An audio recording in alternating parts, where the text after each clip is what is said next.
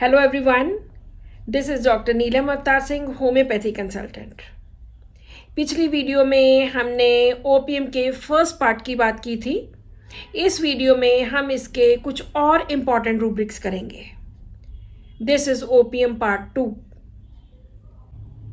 जैसे कि हमने बात की कि ये पहली स्टेज में इनडिफरेंट रहता है, indifferent to suffering, indifferent complain does not, and उसके साथ है groping in the dark.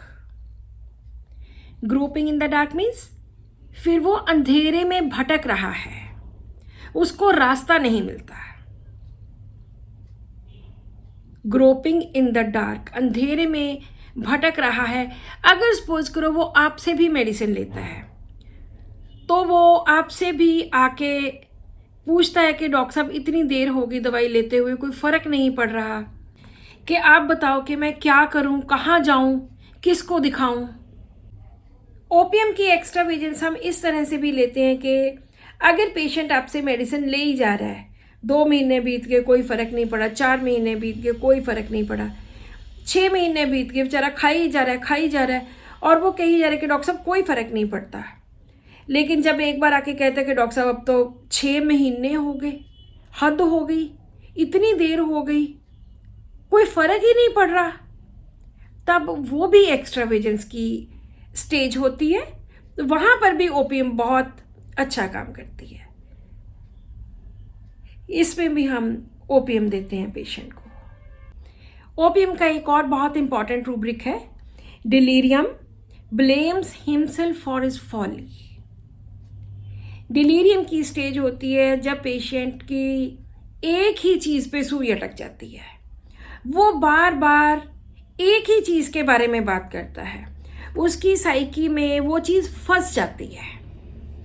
Delirium blames himself for his folly, इसमें ओपीएम सिंगुलर है। इसमें हम किस तरह से इस रूब्रिक को अंडरस्टैंड करेंगे? ब्लेम्स हिमसेल्फ, वो खुद को ब्लेम करता है, किस चीज़ के लिए? For his folly. Folly is for his foolish acts, जो उसने गलतियां की हैं, जो उसने बेवकूफ़ियाँ की हैं, जो उसने मूर्खताई की है, उसके लिए वो खुद को जिम्मेवार ठहराता है। सो ओपीएम को हमेशा लगता है कि मैंने ही ये गलती की, मैंने ही ये इस तरह से किया, मुझे ऐसे नहीं करना चाहिए था, बस मैं ही कल्प्रिट हूँ, मैंने ही ये सब कुछ किया। एक मेरे पास एक पेशेंट आए थे, बहुत देर की बात है, तो उनको 3-4 प्रॉब्लम्स थी। सम पोस्ट नेजल डिस्चार्ज था, सम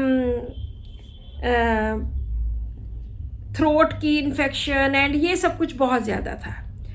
तो उन्होंने बात करते करते बताया कि डॉक्टर साहब हमारे घर में कोई डिवीज़न हुई, तो मुझे उन्होंने, मेरे घर वालों ने थोड़े कम पैसे दिए, लेकिन मैं फिर भी सेटिस्फाई हो गया।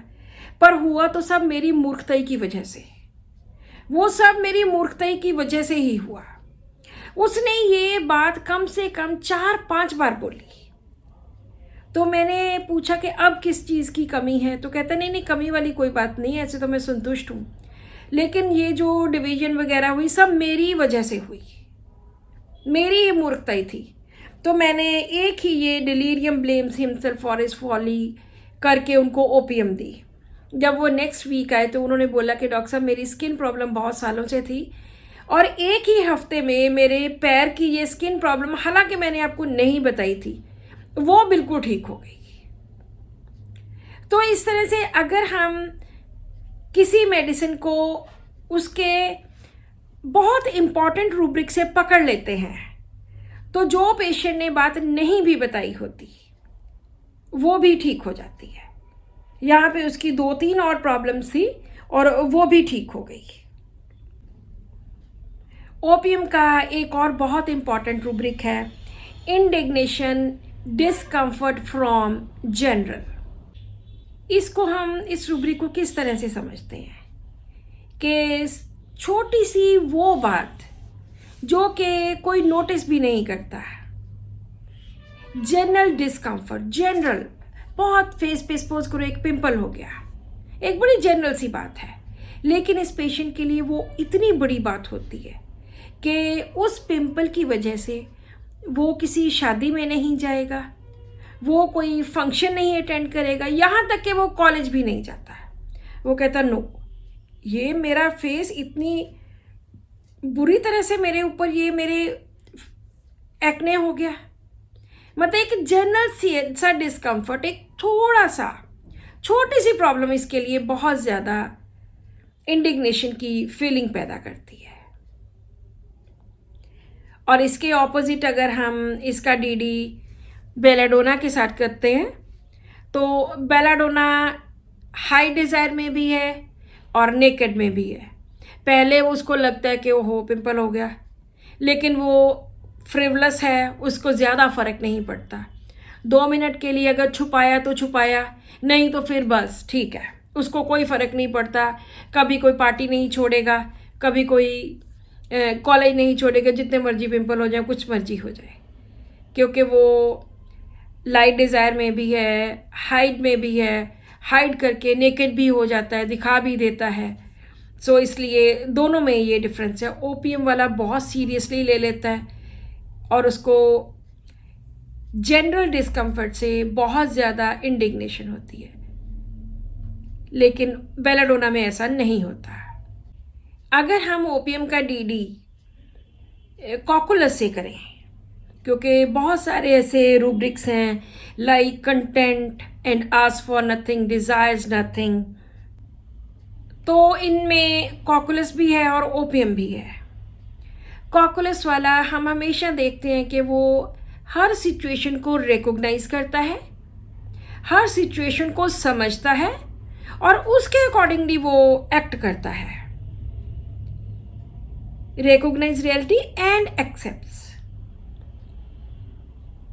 वो कभी ऐसा लड़ाई नहीं करेगा, वो हर हालात के साथ समझौता कर लेगा। लेकिन OPM indifference to suffering, indifference complain does not में पड़ा है, जिसमें कॉकुलस नहीं है। कॉकुलस जितना भी मर्जी मुश्किल टाइम से गुजरे, वो हर तरह से समझौता करता है, हर हालात के साथ, मुश्किल से मुश्किल हालात के साथ, और उसको रियलिटी को एक्सेप्ट करता है। लेकिन ओपीएम एक्स्ट्रावेजेंस की स्टेज में पहुंच के बहुत ज़्यादा उससे बर्दाश्त होने की लिमिट क्रॉस हो जाती है।